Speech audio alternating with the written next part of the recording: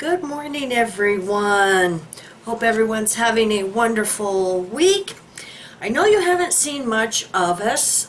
There's a lot of news that's getting neglected, and so I thought I would do a quick video here. I want to thank everybody so much for sending me information and articles and all the emails and comments. And thank you so much for all the Christmas cards. Hope you all can see where your cards are. We appreciate it so much, and we appreciate the love, and it's just overwhelming. I've been working feverishly on going through my inbox trying to find all the nail and coffin for our video December 31st. So, plus trying to get ready for the family holidays. So that's why you haven't seen much from me. But I was sent this article. Thank you, Ron, the lawyer, very much. I appreciate it. And yeah, if I was Watchtower, I would be really nervous also.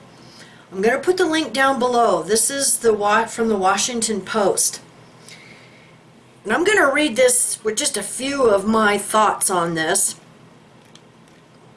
Mormon Church has misled members on $100 billion tax-exempt investment fund, whistleblower alleges. Imagine that. See if you can pick up on the similarities. A former investment manager alleges in a whistleblower complaint to the Internal Revenue Service that the Church of Jesus Christ of Latter-day Saints has amassed about $100 billion in accounts intended for charitable purposes, according to a copy of the complaint obtained by the Washington Post. Yeah, Watchtower does that too. They have all these accounts and they ask for money, for relief work. They're supposed to have, these separate accounts for their relief work and charitable purposes. Just like in the UK, we know that they have listed on their tax forms that the International Bible Students is one of the organizations that they help support and is their doing their charitable work. And we all know their idea of charitable work is preaching the good news to save the world. That's what their charitable work is. And they claim to do some relief work. We've heard that they may do some relief work, but a lot of the witnesses get neglected. But for the most part, their funds that they're raking in, and look at all the money they're getting from their property. And that's what's always irritated Mike and I, is they use the rank and file's donations and corporate money to buy all this property. They don't pay taxes on any of this. Then they sell it and bank all of the money they get from this property, or they go buy more, or build a $300 million media center. So if I was the IRS, I would be questioning all of these religions. Back to the article. The confidential document received by the IRS on November 21st accuses church leaders of misleading members and possibly breaching federal tax rules. We know the IRS doesn't like that very much. By stockpiling their surplus donations instead of using them for charitable works, just like Watchtower does, it also accuses church leaders of using the tax-exempt donations to prop up a pair of businesses. I'm sure it's more than a couple. A spokesman for the church did not respond to detailed questions from the Post about the complaint. The church does not provide information about specific transactions or financial decisions, spokesman Eric Hawkins said in a statement. If this was Watchtower in the hot seat, they would be saying exactly the same thing. The complaint provides a window into the closely held finances of one of the nation's most visible religious organizations based in Salt Lake City. It details a church fortune far exceeding past estimates and encompassing stocks, bonds, and cash. Same thing with Watchtower. You know, we had an informant that used to be in the investment department and said they were probably taking in roughly about $900 million a year just on their investments. Of course, this was pre-2008 when pretty much everything crashed. Plus hedge funds. You know, we've already seen all the documents and done videos about that. The complaint was filed by David Nelson, a 41-year-old Mormon who worked until September as a senior portfolio manager at the church's investment division, a company named Inside Peak Advisors, that is based near the church's headquarters. And we know Watchtower has a investment department also. Nonprofit organizations, including religious groups, are exempted in the United States from paying taxes on their income. Ensign is registered with authorities as a supporting organization and integrated auxiliary of the Mormon Church. This permits it to operate as a nonprofit and to make money largely free from U.S. taxes. And we know Watchtower does exactly the same thing. So like I said, I love this article because I hope Watchtower is really nervous, because I know many of us are going to be contacting the IRS and get the spotlight on Watchtower now under this same thing. The exemption requires that Ensign operate exclusively for religious, educational, or other charitable purposes, a condition that Nielsen says the firm has not met. There again, Watchtower does the same thing. You know, buying property. In a declaration signed under penalty of perjury, Nelson urges the IRS to strip the nonprofit of its tax-exempt status and alleges that Inside could owe billions in taxes. He is seeking a reward from the IRS, which offers whistleblowers a cut of unpaid taxes that it recovers. See, there's your incentive. That if anyone can get Watchtower exposed, IRS offers a reward. His twin brother, Lars Nelson, provided a copy of the complaint to the Post, along with dozens of supporting documents. Lars Nelson, a healthcare consultant in Minnesota, said he prepared the complaint with his brother and helped him submit it to the IRS. Lars Nelson said in a statement to the Post that his brother asked him to write an expose on his former employer. Having seen tens of billions in contributions and scores more in investment returns come in, and having seen nothing except 2 unlawful distributions to for-profit concerns go out, he was dejected beyond words, and so was I, Lars Nelson wrote.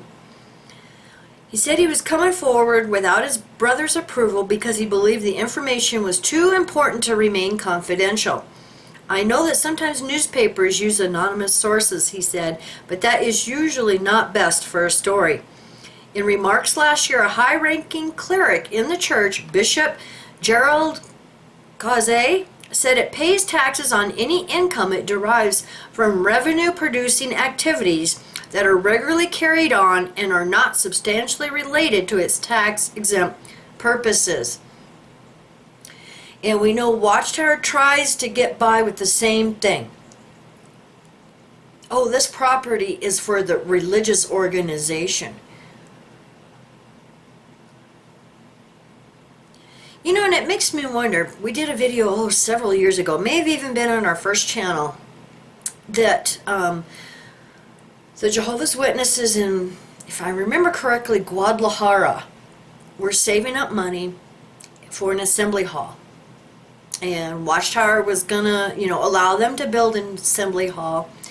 And they got like $2 million, if I remember correctly. And then all of a sudden, those funds were taken from their bank account and Watchtower said no to their assembly hall. That alone, and we've seen this happen over and over again the past 6 years, but that alone should raise flags to the IRS. If money is raised by the members for an assembly hall, for their conventions, and then Watchtower comes in and takes that money. Isn't that, going against what the money that account was for? Look at how many times we were told as Jehovah's Witnesses, oh, don't put in the memo what this money is for. Because see, then they can get in trouble. Oh, well, we're donated to help the Philippine disaster. Many, many times they said from the platform, do not put in the memo what this money is for. We will do what we see fit. That's a violation of federal law, in my humble opinion. I'm not a lawyer.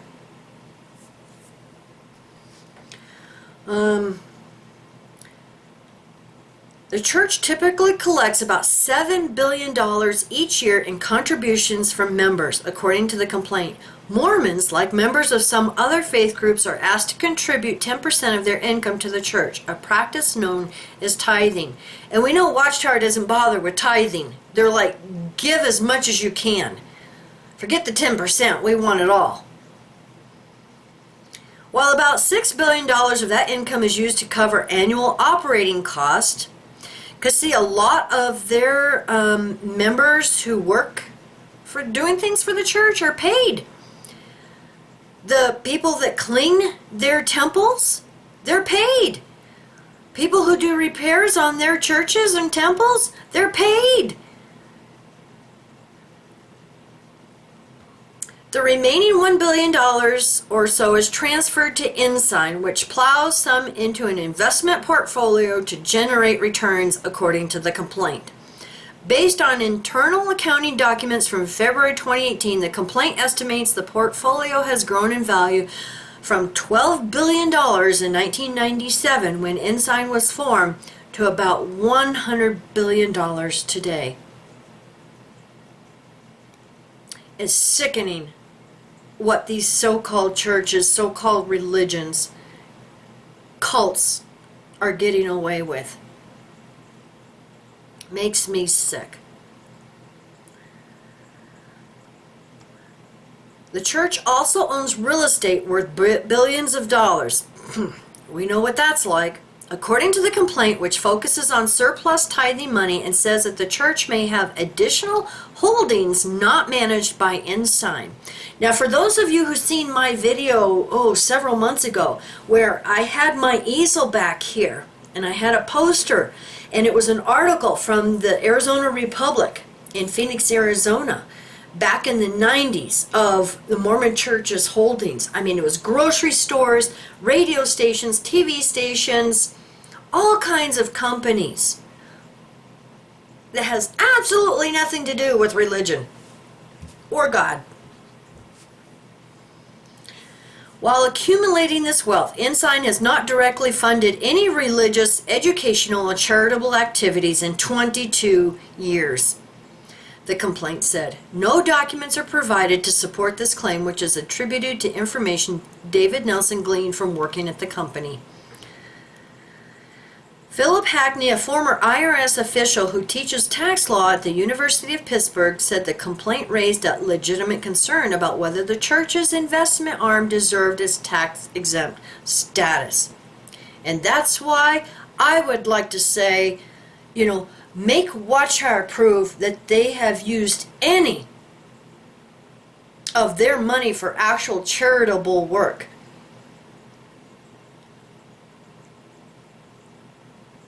If you have a charity that simply amasses a war chest year after year and does not spend any money for charity purposes, this does not meet the requirements of tax law, Hackney said in an interview. Hackney, who served in the IRS Chief Counsel's office, has been retained by the Post to analyze the whistleblower documents. IRS rules dictate that a nonprofit organization must carry out charitable activity that is commensurate in scope with its financial resources to maintain its tax-exempt status. No threshold for this test is specified, and the agency instead considers examples case by case. And that's what I would want to, ask. IRS, go ask Watchtower. They do some relief work, but most of that is with donated supplies. What amount do they actually take from their profits and their bank account to do religious, educational, and, charitable work? Oh, I guess the $300 million media center to make religious videos is a tax write-off.